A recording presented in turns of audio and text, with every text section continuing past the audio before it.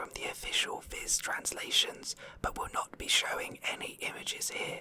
If you wish to read or follow along, please check out the official Viz translations. Okay, so today we are reading chapter 1006, titled The Honourable, Your God of the Flower. The chapter opens up with a view of the terrace, where Zoro's slash had previously cut away at the balcony. We catch a glimpse of a lady with a paper eye over her face, part of the surveillance system, exclaiming that he's gotten away.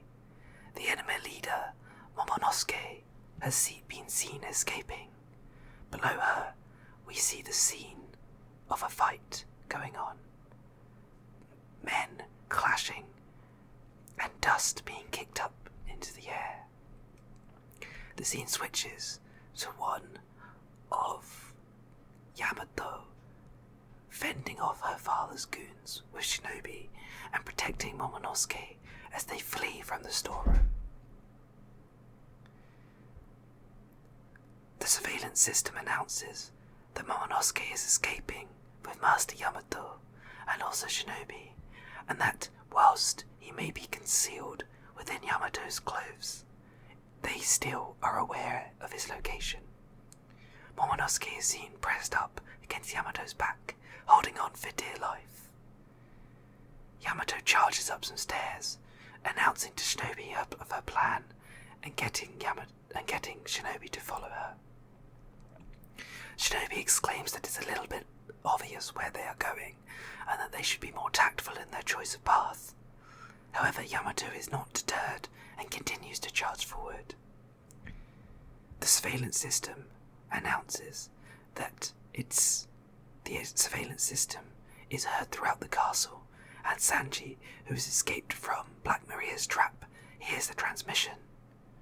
He quickly understands that Shinobu and Momo are in trouble and questions who this Master Yamato is. Sanji, having defeated some goons, asks one of them for directions to where the forbidden storeroom may be.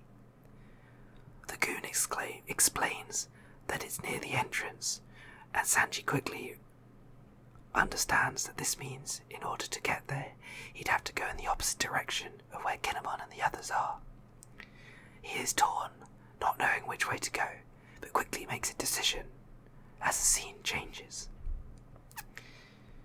We see Onigashima still floating in the air, surrounded by Kaido's fire clouds as it moves towards Wano capital. At the entrance of Onigashima, we see Perospero and the defeated Wanda and Carrot.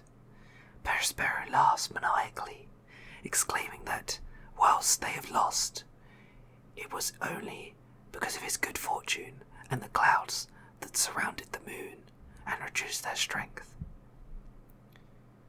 Perospero grabs Carrot by the neck and asks her why exactly she felt the need to get revenge on him when it was in fact Pedro's decision to commit suicide himself.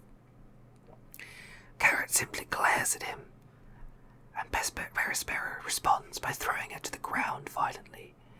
Carrot is unable to move, and Perospero simply says that he will leave her to it.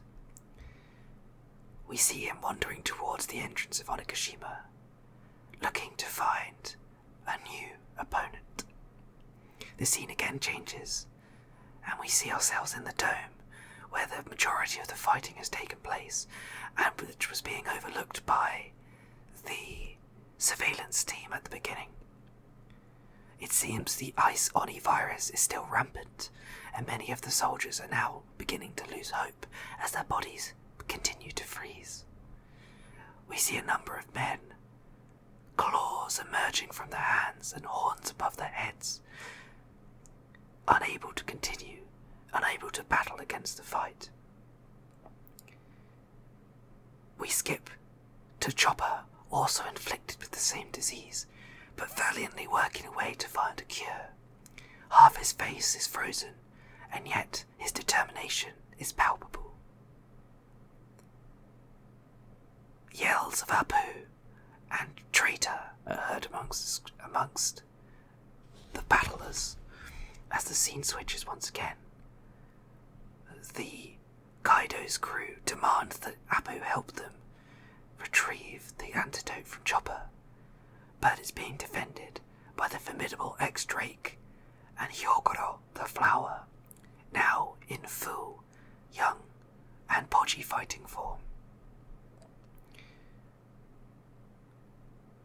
Many are surprised to see this physique, including the ninjas who are there to fight him. However, it appears that it's the Ice Oni disease that is giving him this strength, and not something born of his own power. Hyogoro uses this newfound strength, or regained strength, to fend off the enemies from Chopper. But he is conscious that there is not much he can do. Slash after slash, enemy after enemy, he fails those who come towards him and towards Chopper in a fiery and burning light. No one stands a chance before him. His might is just that strong. However, he knows, as well as those around him, that it's only a matter of time before his body gives in. This Ice Oni disease is simply too powerful. However, he is not resigned in his death, as he knows that despite everything, he has helped Luffy gain new strength, and Luffy will surely be the one to free Wano from the clutches of Kaido. We see Queen on his perch, realizing that Hyogoro poses a real threat and preparing to charge an attack. However, before the attack can land, a fireball hits him in the neck, causing him to recoil in pain. It's Marco the Phoenix, who exclaims, as Queen spits blood, that Ai is his opponent and that he shouldn't take his eyes off him. Marco is slightly bloodied and beaten, but no worse for wear than you would expect of a man possessing the Phoenix throat. Queen retaliates with a laser beam shot from his Bronchosaurus mouth, which Marco easily dodges. However, it's not a one-on-one, as King descends from the sky in his presumably hybrid thorn wings out and slices through one of the Phoenix wings. However, the Phoenix always rises from the ashes, and Marco quickly lands before summoning a large fireball to strike down King. We next see a spread of Marco's half-emblazoned body drilling through King and sending him crashing into the pagoda behind him. Marco quickly follows this up with a strong knee to the chest, and the building collapses under the might of his attack. Queen, who was caught up in the rubble, quickly frees himself and prepares to attack again, but Marco is not an enemy to be taken lightly, and his talons strike Queen in the face, knocking him down once more. We see Marco in fighting form, one arm ablaze, and the other in the shape of a phoenix wing, talons clutched, prepared to fight. This is presumably his fighting hybrid form. Just as things look bad for the two calamities, Perospero makes his appearance, noticing Marco is in a fight and against two powerful enemies, unlikely to be able to do much in retaliation.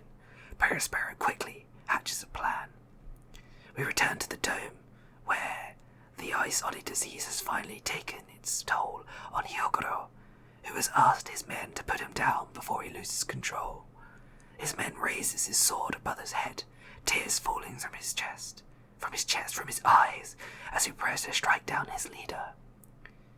Hyogoro, the flower, will fall, and the chapter ends with a shot of the demonified man's face, plastered and frozen, resigned and ready for death.